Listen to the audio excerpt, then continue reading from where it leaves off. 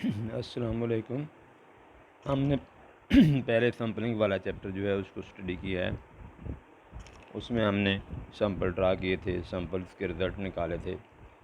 तो जो सैंपल्स के रिज़ल्ट निकालिए, फिर उसकी सैम्पलिंग डिस्ट्रीब्यूशन बनाई, फिर उसका मीन निकाला। Sampling distribution of mean, sampling distribution of proportion, ये सारी चीज़ें हमने पिछले चैप्टर में पढ़ी हैं। तो अब उसी चैप्टर की कंटिन्यूशन है, आगे है। उसमें आप ये जो है हमने पढ़ना है estimation and testing of hypothesis. Estimation and testing of hypothesis.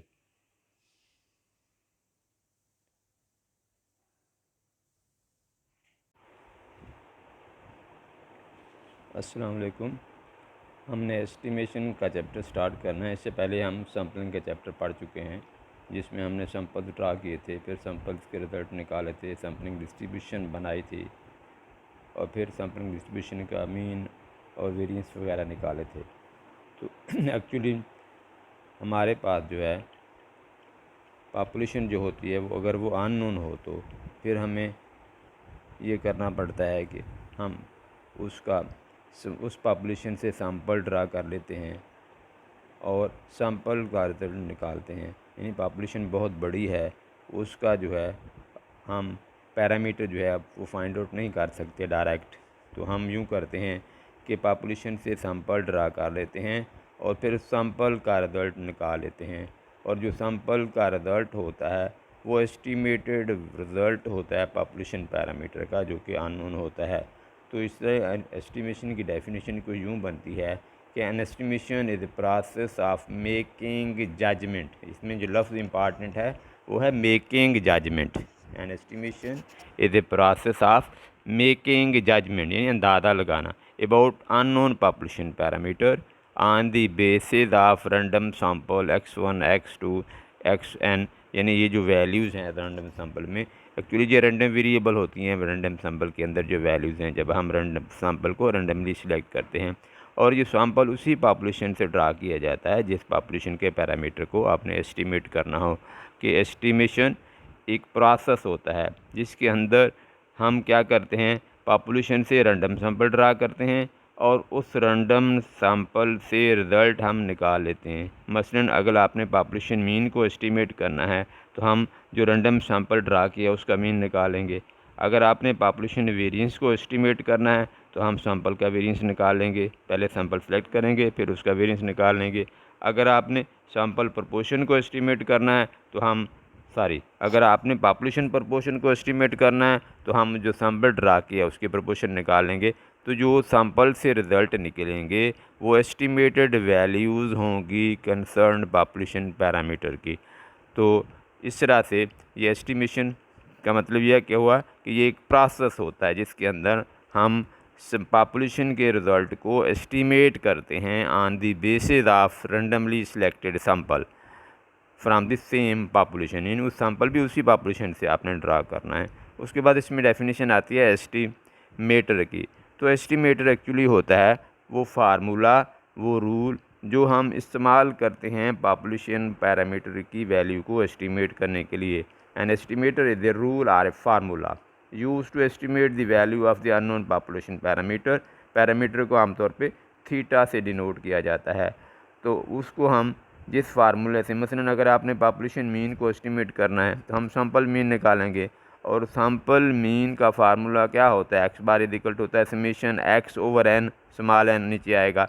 तो ये समेशन एक्स ओवर एन हमें क्या बताता है, ये एक रूल है कि हमने सारी वैल्यूज़ को जमा करना है और नंबर ऑफ़ वैल्यूज से डिवाइड करना है। तो ये जो फार्मूला या रूल होता है इसको एस्टिमेटर बोलते हैं। तो एस्टिमेटर क्या होता है, ये फार्मूला आर ए रूल। और इसके बाद छोटी सी डेफिनेशन है, एस्टिमेट की डेफिनेशन है।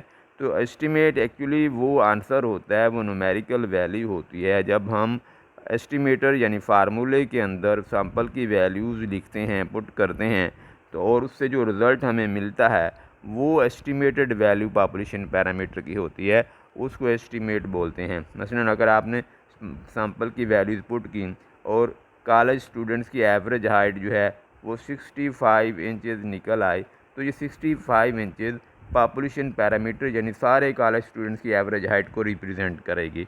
तो ये एक्चुअली जवाब होता है, वो आंसर होता है, वो न्यूमेरिकल वैल्यू होती है जो फार्मूले के अंदर सैम्पल वैल्यूज़ को पुट करके हम निकालते हैं उसको क्या बोलते हैं, एस्टीमेट बोलते हैं। इसलिए इसको एक्सप्लेन करने के लिए नीचे जो है वो मैंने एक एग्जांपल लिखी है, एग्जांपल नहीं है कि उसको समझाया कि population mean mu is to be estimated. अगर आपने पॉपुलेशन मीन म्यू को एस्टिमेट करना है तो sample mean x bar summation x over n हम निकालेंगे। ये summation x bar is equal to summation x over n जो है ये फार्मूला है या रूल है, इसको एस्टिमेटर बोलते हैं। और अगर इसका आंसर स्मॉल एक्स बार आ जाए तो ये स्मॉल एक्स बार जो है वो एस्टिमेट कहलाएगा।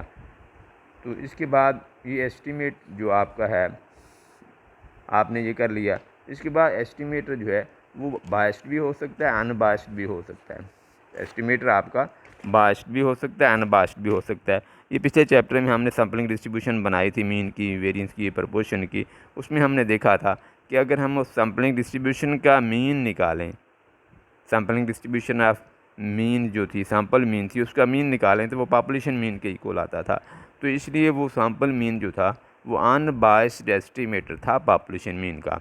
यानी पॉपुलेशन मीन है तो उसके लिए सैम्पल मीन निकालेंगे। अगर पॉपुलेशन वेरिएंस आपने एस्टिमेट करना है तो सैम्पल के वेरिएंस निकालेंगे। अगर आपने पॉपुलेशन प्रपोर्शन को एस्टिमेट करना है तो सैम्पल प्रपोर्शन निकालेंगे।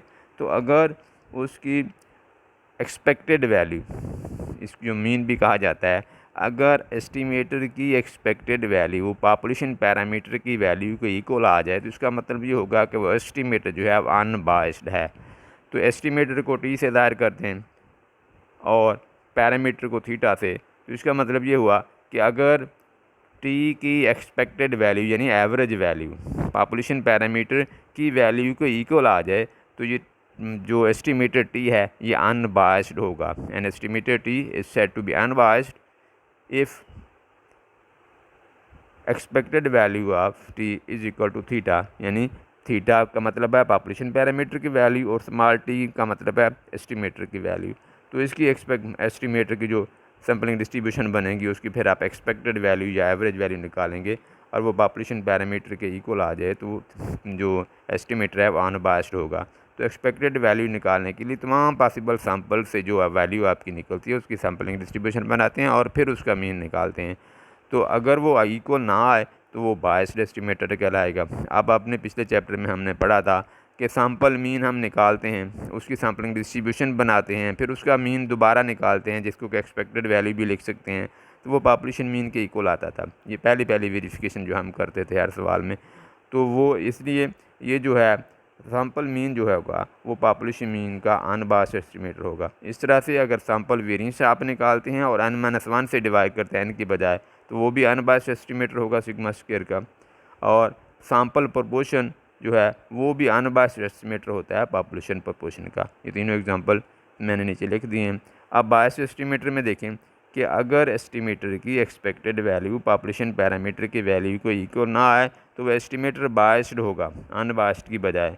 और फिर उसमें क्या होगा कि आप उसकी एक्सपेक्टेड वैल्यू निकालेंगे, सैम्पलिंग डिस्ट्रीब्यूशन बनाएंगे, फिर उसको जो मीन निकालेंगे दोबारा से वो पॉपुलेशन पैरामीटर के इक्वल नहीं आएगा। जिस तरह से अगर हम सैम्पल वेरिएंस निकालें n-1 की बजाय n से डिवाइड करके तो उसकी एक्सपेक्टेड वैल्यू जो होती है या मीन वैल्यू होती है वो सिग्मा स्क्वायर के इक्वल नहीं आती। तो इसलिए एस स्क्वायर कैपिटल जो है वो बायस्ड एस्टिमेटर होता है सिग्मा स्क्वायर। सिग्मा स्क्वायर का मतलब होता है पॉपुलेशन वेरिएंस। तो ये डेफिनेशन समझने वाली हैं, सिंपल सी हैं, इसमें कोई इतना मुश्किल बातें नहीं हैं। मैंने ये डेफिनेशनें लिख दी हैं तो इनको आप ये वो याद करेंगे ध्यान से। तो इसके बाद फिर हम नेक्स्ट जो है वो दोबारा से इसके बाद नेक्स्ट एप्लीकेशन और हैं वो हम स्टार्ट करेंगे। तो ओके, थैंक यू।